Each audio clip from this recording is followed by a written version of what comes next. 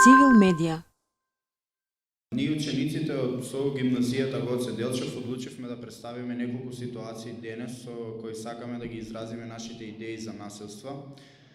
Може би не ги знаеме вистинските дефиниции за екстремно насилство, но за нас се она што ја поминува границата на нормалното е екстремно, како што се употреба на физичка сила за повредување, злоупотреба, оштетување или уништување. Но ние разговаравме за екстремно насилство, а што за нас е екстремно насилство ќе можете да видите во следниве ситуации кои што ќе ги представиме денеска.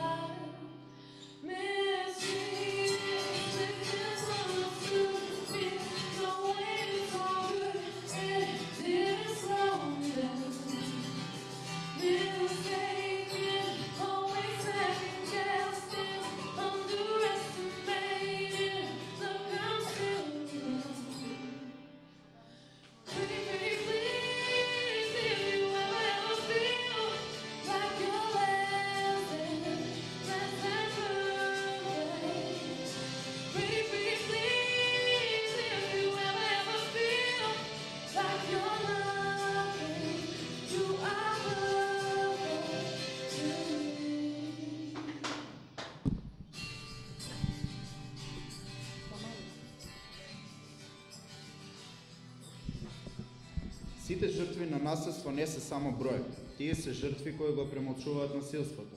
Стравот во нив ја разнишува нивната психа. Уште колку жени постојат чие секојдневие е исто, а сепак молчат. Молчат, но зошто?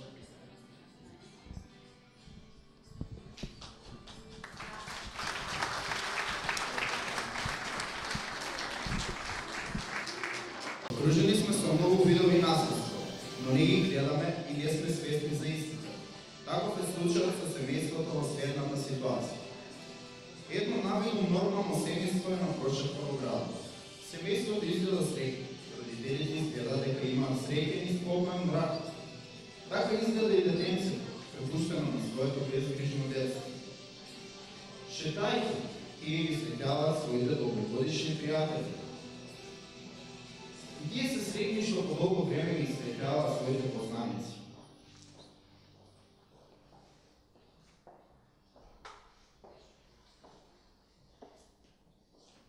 Пријателите разговараат меѓу себе и родителите се фалат со своето дете и неговите успеси.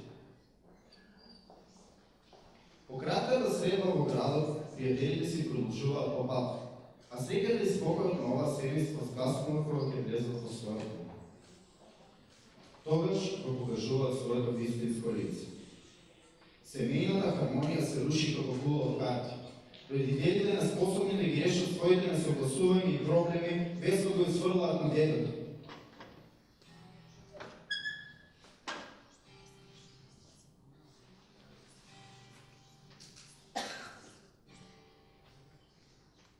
Оваа семејна драма ја прекинува соседот. Домашните си ја враќаат маската на своето лице и пак се среќно семејство. Посетата на соседот воопшто не е чудна. Тој доаѓа на своето вообичаено кафе. По известно време, мајката оди во кујната да го подготви кафе. Додека незиниот сопруг слегува во виската по неговото пречуено вино. Во тој момент, соседот ја открива својата мрачна страна. Од маската на еден нормален човек се открива монструм кој со своите подли потези го напаѓа детенцето, кое, мислејќи дека виновно пред родителите, мисли дека и ова е само уште една екстремна ситуација во нејзиниот живот која треба да ја премолчи.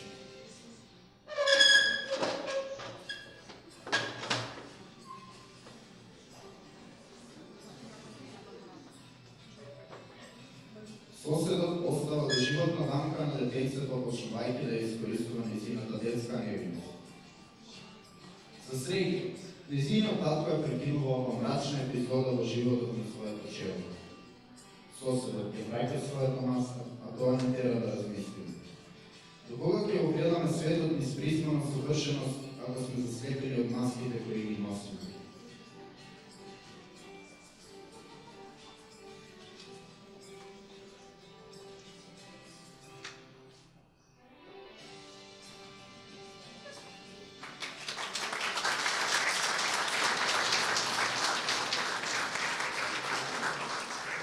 Мислите дека оваа ситуација е екстремна? Ние дискутиравме за нешто повеќе и дојдовме до вакво екстремно насилство. Ви молам проследете.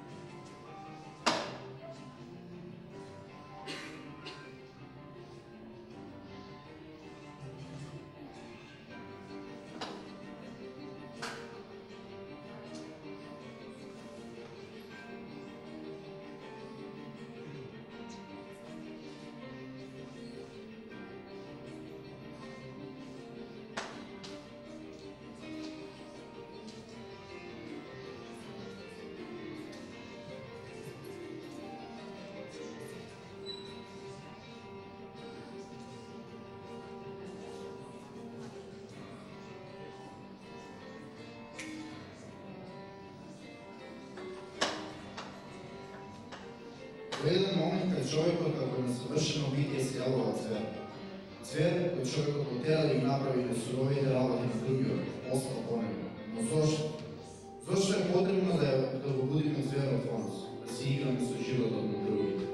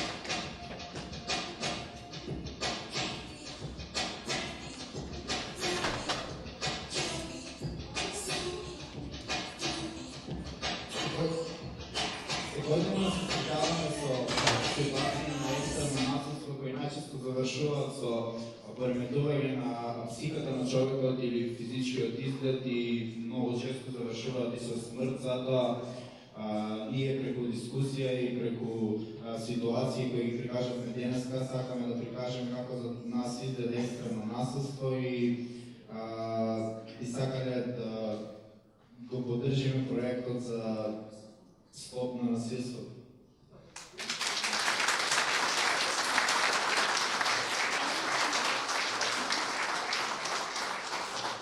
Јас би ве замолила уште малку, ако сакате да почекате, да останете на сцена и би го замолила Джаби да им дојде една благодарница за посебен придонес и за ова прекрасно нешто што го видовме денес. Апсолутно заслужено. Примерот за сите заедно е. Ако ако влеза по екстремна расправа, Ја решав на мирен начин преку диалог.